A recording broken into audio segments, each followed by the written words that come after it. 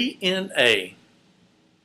What am I talking about? A lot of times we think about DNA, we know it has to do with our very makeup, our blueprint, everything makes up who we are, our very being. But do not access DNA, do not access. What I'm referring to is that many people today are submitting their DNA to all these services. You might find them on TV ads or online. And you're submitting your DNA to someone that is going to say, hey, you came from where? Wherever. And but let me suggest this to you. Let me submit this to you that I think that's very dangerous. Trying to find out through your DNA, your ancestry. These people with technology today, you don't know who all is going to have access to that.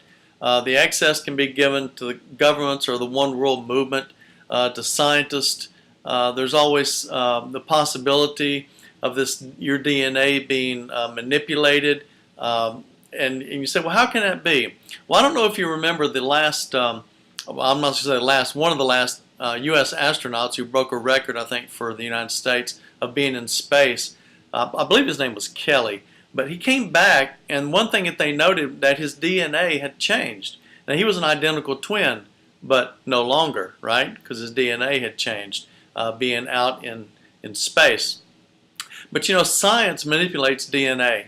Science has taken things and they're playing with that very core of our being. And I think, you know, with the transhuman movement, and it gets into mixing humans with technology.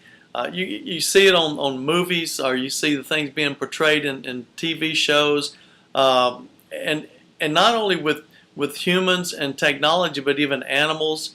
And you say, well, that's ridiculous. Well, no, it's not. And I think we need to even consider Scripture on this when we look at the knowledge increasing.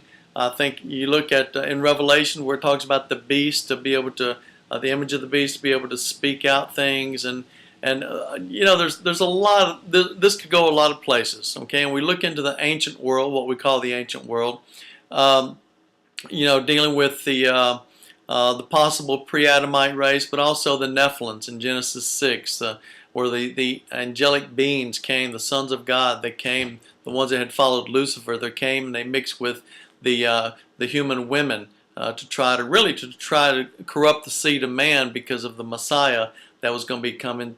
When God prophesied to Eve about the seed that she had would crush the serpent, or the serpent's head, or Lucifer's head. And we see that that was done on the cross, you know, when Jesus was victorious by his resurrection. But the key to this is that I don't think we should submit our DNA to find out things of our past, because that can be so manipulated. Could you imagine the scientific world cloning you? Yeah. And or mixing you with some other type of technology or being or animal. You go, how can they do that? Well, it's possible. Okay, they're working on that stuff even today. We hear reports on this constantly. But if you want to know where you came from, let me tell you, Jesus created you. And not only that, you can trace your ancestry back to Adam and Eve. Okay, and just think about these things. No matter how weird it sounds, do not access, in other words, don't give access of your DNA to all of these entities that can do whatever with them. I think it's very dangerous. So I want to encourage you to trust in Jesus, find your true identity through Him, and be blessed, and keep your eyes on Jesus.